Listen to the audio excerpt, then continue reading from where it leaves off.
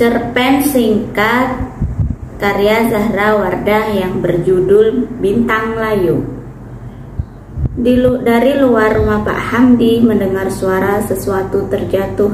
Lelaki yang sedang menempel dinding kayu yang mulai keropos itu segera keluar melihat apa yang terjadi. Ya Allah, Dek, kok bisa jatuh? Lututmu juga berdarah itu. Lelaki berkumis tebal itu panik. Gak apa-apa kok, Pak, respon Aisyah, putri Pak Hamdi yang masih mengenakan seragam sekolah dasar. Enggak apa-apa bagaimana? Sini tak obatin. Pak Hamdi mengobati luka putrinya dengan telaten. Lelaki berkulit coklat sudah bagaikan seorang ibu sekaligus ayah bagi Aisyah, sebab istrinya telah meninggal sesaat setelah melahirkan gadis kecil itu. Aku juara lagi, Pak, bela dirinya. Insya Allah minggu depan tanding tingkat nasional. Hadiahnya besar loh, Pak, doakan Aisyah ya, pinta Aisyah.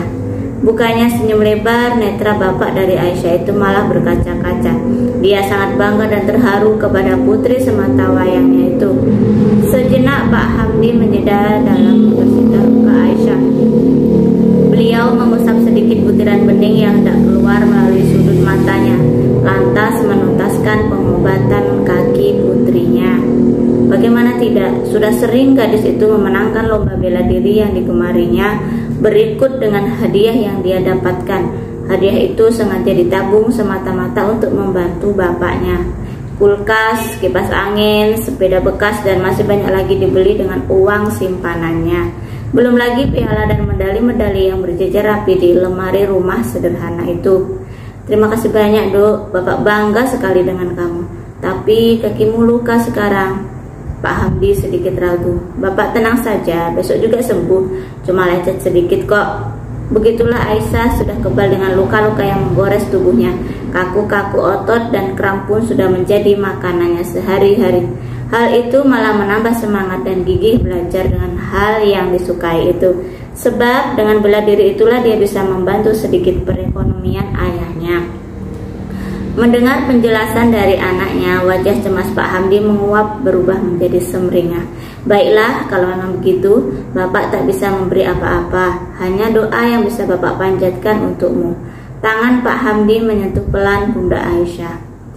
Setelah beberapa hari mengikuti lomba bela diri tingkat sekolah dasar, gadis kecil yang masih duduk di kelas 5 itu mendapat juara lagi, juara pertama. Senyumnya tak pernah luntur di setiap perjalanan pulang. Dia sudah membayangkan rumah papanya diganti dengan batu bata yang kokoh, supaya Pak Hamdi tidak capek-capek menambal dinding yang bolong akibat kayu dinding yang usang. Mobil berwarna hitam masuk ke halaman rumah Pak Hamdi.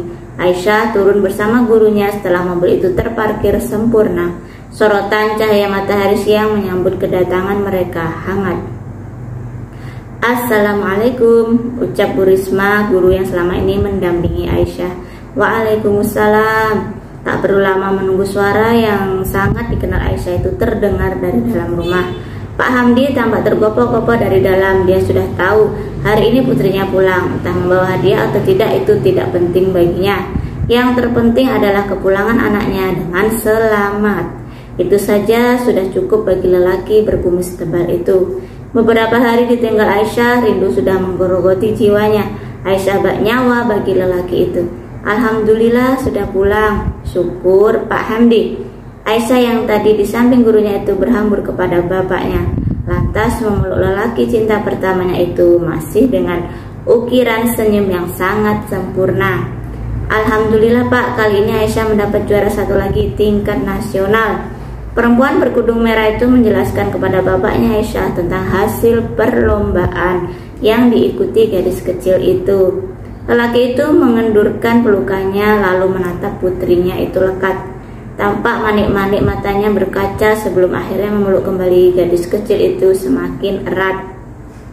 Pertahanannya runtuh di depan guru Aisyah. Air bening itu tumpah ruah membasahi pipi sekaligus kepala putrinya. Ya sudah, kalau begitu saya pamit dulu ya Pak. Assalamualaikum. Bu Risma berlalu menyisakan ayah dan anak yang masih terharu biru oleh nasib yang menimpa mereka. Waalaikumsalam, lirih Pak Hamdi setelah menyadari kepergian Bu Risma. Setelah kondisi semua normal, barulah mereka berdua memasuki rumah. Tampak beberapa tukang bangunan sedang menyusun batu bata untuk mengganti rumah kayu Pak Hamdi. Tidak semua ruangan yang diganti dengan batu bata, hanya ruang tamu dan ruang kamar tidur saja. Selainnya masih dibiarkan menggunakan kayu, sebab uang hadiah Aisyah hanya cukup untuk ruangan itu saja. Berulang-ulang Pak Hamdi mengucapkan hamdalah, pun berterima kasih kepada Aisyah.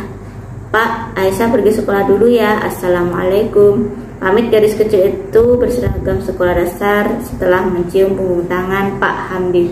Iya, hati-hati ya, Bu. Waalaikumsalam. Jarak sekolah yang tak terlalu jauh membuat Aisyah pergi ke sekolah dengan berjalan kaki. Derap langkah gadis itu tampak tegas, terasa sekali semangatnya untuk mencari ilmu. Namun, saat menyeberang jalan, tiba-tiba motor dan kecepatan tinggi menabrak gadis itu. Aisyah tergeletak tak sadarkan diri.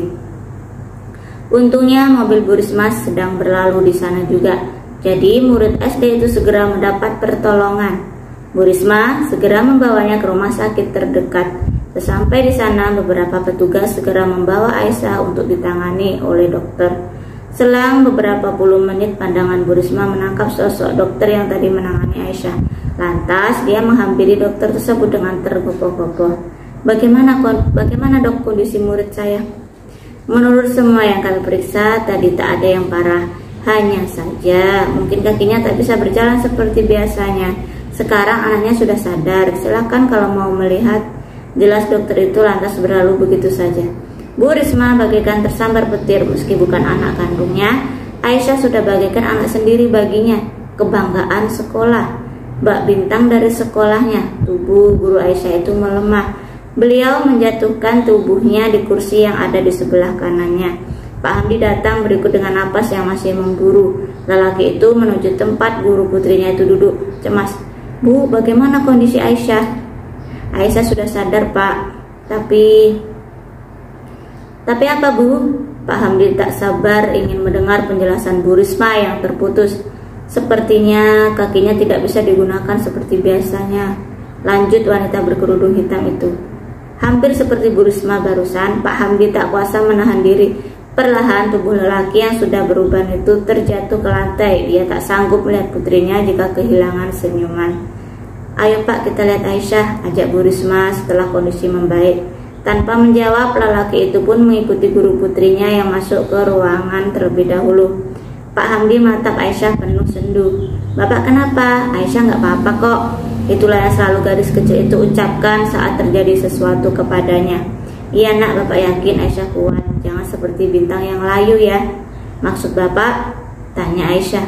Kata dokter, kaki Aisyah belum bisa digunakan untuk jalan. Jadi Aisyah harus pakai kursi roda dulu ya. Ungkap Bu Risma terpaksa. Walau bagaimanapun gadis itu tetap akan tahu kondisi sebenarnya. Spontan perempuan kecil itu menangis sejadi-jadinya meratapi nasibnya. Menurut Aisyah tak apa-apa tubuhnya luka asalkan masih bisa mengikuti lomba-lomba bela diri selalu. Akan tetapi kini dia harus pasrah dan lemah tanpa bisa mengikuti olahraga yang sangat digemarinya itu. Setelah kejadian itu, gadis kecil itu selalu merenung sendirian di rumah. Dia menjadi seorang pendiam, malu ke sekolah dengan kursi roda. Semangatnya telah padam. Sekian, terima kasih telah menonton cerita keren. Jangan lupa subscribe, like, share, dan komen bagaimana yang menurut kalian paling seru. Dan saya doakan semoga yang sudah subscribe, sudah like, sudah komen, saya doakan tambah rezekinya berlimpah ruas, sehat selalu, dan sukses. Oh iya, untuk teks dari cerita ini kalian bisa mengunjungi blognya Zahra Wardah. Nanti saya tulis di deskripsi ya. Terima kasih. Dadah. Assalamualaikum.